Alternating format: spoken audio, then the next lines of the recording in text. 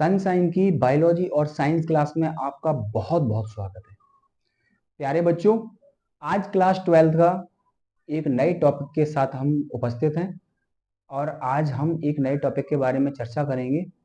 कल हमने कुछ जो सेक्सुअल रिप्रोडक्शन के बाद ह्यूमन रिप्रोडक्शन में मैंने कुछ टॉपिक के बारे में चर्चा पहले कर चुका हूं और आज का जो टॉपिक है वो topic pregnancy and embryonic developments. जब सेक्सुअल रिप्रोडक्शन के दौरान जब फर्टिलाइजेशन हो जाता है, फर्टिलाइजेशन के बाद की जो घटना है, फर्टिलाइजेशन के बाद प्रेगनेंसी अटेंड होती है और प्रेगनेंसी के बाद 9 मंथ तक एक एम्ब्रियो का डेवलपमेंट किस टेम्पो टाइप से होता है। तो इसके लिए सबसे पहले जो फिगर है, the human foetus with in the uterus, human का जो फोइटस यूटेरस में किस प्रकार से डेवलपमेंट करता है। तो आज इस डेवलपमेंट के बारे में आज चर्चा करते हैं। तो आफ्टर इम्प्लांटेशन, जब इम्प्लांटेशन हो जाता है, इम्प्लांटेशन क्या होता है? तो इम्प्लांटेशन का मतलब सीधा सीधा ये होता है, जब जायगोट होता है अपने ब्लास्टोसिस्ट की कंडीशन में आ जाता है और ब्लास्टोसिस्ट फेज से सीधा सीधा जाके एंडोमेट्रियम की लेयर होती है ना, जो यूटेरस की एंडोमेट्रियम लेयर, उससे जाके अटैच हो जाता है या इम्बेड हो जाता है, उस प्रोसेस को बोलते हैं इम्प्लांटेशन। और यही इम्प्लांटेशन के बाद कंडीशन क्या है, अब एम्ब्रियो का डेवलपमेंट चालू होना है। तो इम्प्लांटेशन के दौरान क्या होता है, जहां से ये एम्ब्रियो अटैच होता है वहां पर कुछ फिंगर लाइक प्रोजेक्शन होती है जिसे ट्रोपोब्लास्ट बोलते हैं। और यही ट्रोपोब्लास्ट आगे चल के कोरियोनिक बिली के नाम से जाना जाता है, कोरियोनिक बिली के नाम से जाना जाता है। और ये कोरियोनिक बिली की कंडीशन क्या होती है, जरा आगे चल के यही कोरियोनिक बिली आगे चल के 1.5 या 2 महीने के बाद, 1.5 या 2 महीने में प्लेसेंटा बनाने के काम करती है ना। तो समझो प्लेसेंटा क्या होता है, कैसे बनता हुआ है। तो यूट्रस की बॉल, कोरियोनिक बिली आपस में ज्वाइंटली फेस बनाती है, जिसका संबंध इम्ब्रियो और मैटरनल बॉडी से होता है। मैटरनल बॉडी का मतलब है मदर बॉडी। मदर बॉडी का संबंध किससे होता है? इम्ब्रियो की बॉडी से। अब मदर जो भी न्यूट्रिशन लेगी वो किसके पास जाएगा? बेबी के पास जाएगा। और बेबी के जो भी वेस्ट प्रोडक्ट है वो भी उसकी बॉडी से मैटरनल बॉडी में जाएंगे। मदर ऑक्सीजन लेगी, वो ऑक्सीजन किसके पास जाएगी? वो सीधा सीधा बेबी के पास जाएगी। तो इस प्रकार से कुछ सब्सटेंस हैं जो ट्रांसपोर्ट होने का काम करते हैं। वो ट्रांसपोर्ट होने का काम करते हैं, वो कहां पे करते हैं? यही एक एम्ब्रियो के चारों तरफ एक डिस्क टाइप का स्ट्रक्चर बन जाता है। ये डिस्क टाइप का जो स्ट्रक्चर है, जो ट्रोपोब्लास्ट, जो कोरियोनिक ब्ली से अटैच हो जाता है, कोरियोनिक ब्ली से अटैच हो जाता है, यही प्लेसेंटा है। प्लेसेंटा बनने के दौरान क्या होगा, एम्ब्रियो में सीधा सीधा क्या, ये अम्बिलिकल कॉर्ड होता है, ठीक है, एक वेसल्स के रूप में अम्बिलिकल कॉर्ड। ये कॉर्ड मैटरनल बॉडी से जाके जुड़ा होता है। नेक्स्ट, मैटरनल बॉडी से जाके जुड़ा होता है। अब प्लेसेंटा इसमें काम क्या करता है? सबसे पहले प्लेसेंटा ऑक्सीजन को लेने का काम करेगा, मदर बॉडी से कहां पे पहुंचाएगा? एम्ब्रियो तक। और एम्ब्रियो से लेके सीधा सीधा CO2 को कहां से पहुंचाएगा? मदर बॉडी में। गैस एक्सचेंज हुआ, न्यूट्रिएंट्स को सीधा सीधा टेकअप करेगी कौन? Maternal body. और एम्ब्रियो तक जाएगा और वो सारे न्यूट्रिएंट्स ब्लड के थ्रू कहां पे मिलते रहेंगे? एक एम्ब्रियो के। और एम्ब्रियो का डेवलपमेंट यहां से इंश्योर होगा। तो आप इन चीजों को जरा समझना। और जो एम्ब्रियो है ना, उसका वेस्ट प्रोडक्ट है वो मैटरनल बॉडी में जाएगा और मैटरनल बॉडी से उसको इलिमिनेट भी किया जाता है। इसके साथ साथ अगर प्लेसेंटा की बात आती है तो प्लेसेंटा में कुछ विशेष प्रकार के हार्मोन्स होते हैं और विशेष प्रकार के हार्मोन्स वो काय का काम करते हुए, वो प्लेसेंटा को डेवलप करने का काम करेंगे। और वो हार्मोन्स के बारे में बात बताएं। प्लेसेंटा में कुछ हार्मोन्स किस प्रकार से काम करते हैं? सबसे पहले एचसीजी। एचसीजी को किस नेम से जानते हैं? एचसी को जानते हैं human chorionic gonadotropin hormones. Human chorionic gonadotropin hormones. एक होता है HPL, human placental lactogen. Milk produce होता है मेमरी ग्लैंड से लैक्टोजन के रूप में। ये हार्मोन्स क्या करता है? मिल्क सीक्रेशन, मिल्क के थ्रू जो भी न्यूट्रिशन है उसको देने का काम करता है। नेक्स्ट है एस्ट्रोजन, फीमेल सेक्स हार्मोन्स के रूप में हमने पढ़ा हुआ है एस्ट्रोजन एंड प्रोजेस्टेरॉन, ये भी डेवलपमेंट करने का काम करेंगे प्लेसेंटा में।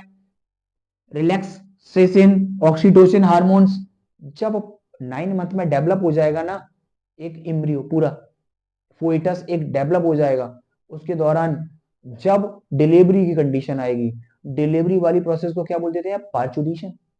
उस पार्चुरेशन के दौरान बेबी को सीधा बर्थ, जब वो डिलीवरी होने की कंडीशन होती है तब ये दो रिलैक्सेशन और ऑक्सीटोसिन हार्मोन्स का बहुत बड़ा योगदान होता है।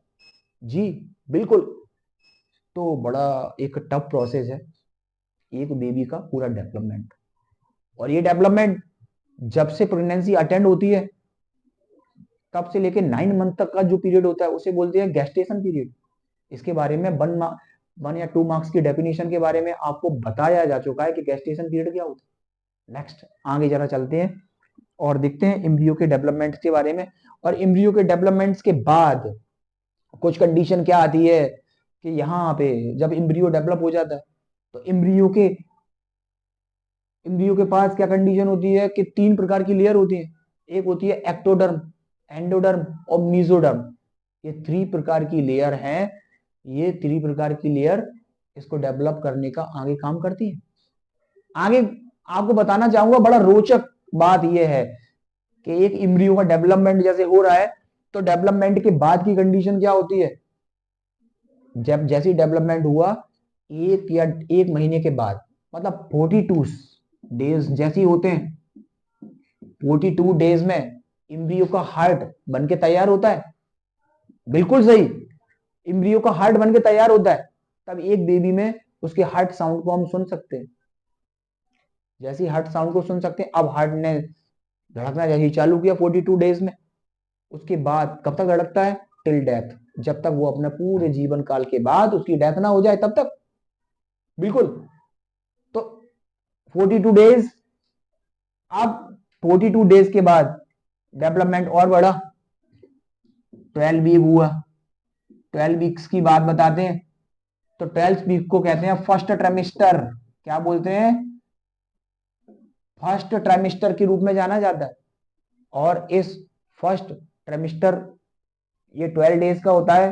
12 डेज के बारे में बताएं, 84 डेज, 12 वीक मतलब 84 डेज तक ये चलता है।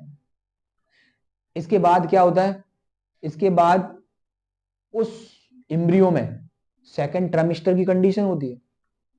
अब क्या डेवलप होंगे उसके, पहले ट्राइमेस्टर में हार्ट बन गया, सेकंड ट्राइमेस्टर में क्या बनेगा, इसके लिम्स बनेंगे, हाथ बनेंगे, पैर बनेंगे, है ना। हाथ पैर बनना चालू हो गए।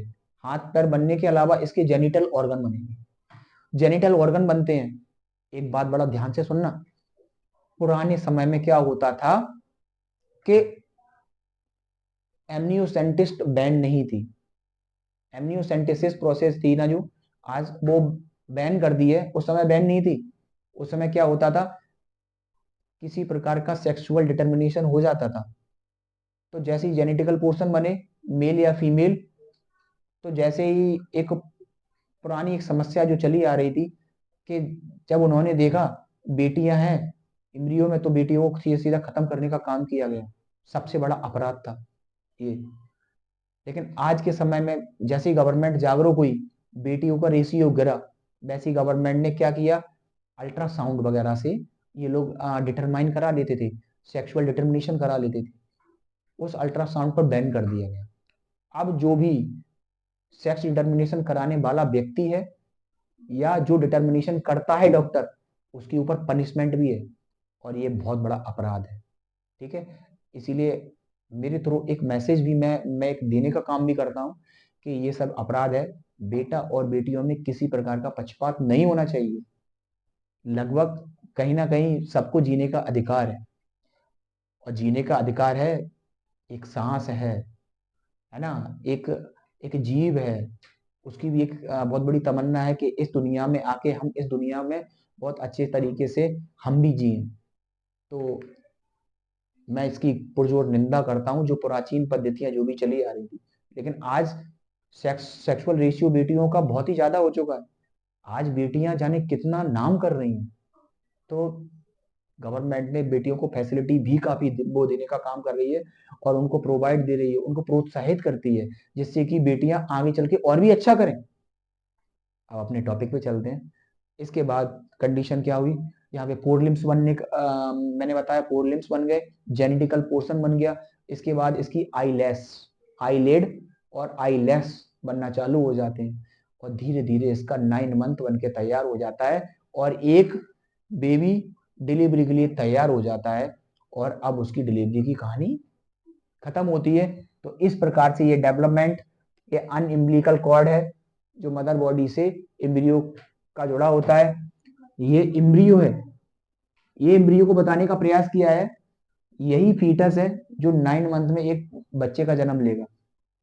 यॉर्क सैक, जिस सैक्स में ये रहता है, जिस प्लेसेंटा के अंदर ये रहता है, जिसे बोलते हैं यॉर्क सैक, प्लेसेंटल बिली, ये फिंगर लाइक जो प्रोजेक्शन पाई जाती है जिससे इसका अनइम्बिलिकल कॉर्ड जुड़ा रहता है, क्या करता है, यही अम्बिलिकल कॉर्ड से यानी प्लेसेंटा से जुड़ के उसके न्यूट्रिशन का ट्रांसफर होता है। ठीक है ना, ये प्लेसेंटा के थ्रू ही होता है। ठीक है बच्चों, आज के लिए ये टॉपिक कंप्लीट हुआ। अगले टॉपिक में हम फिर से मिलेंगे एक नए टॉपिक के साथ। तब तक के लिए नमस्कार।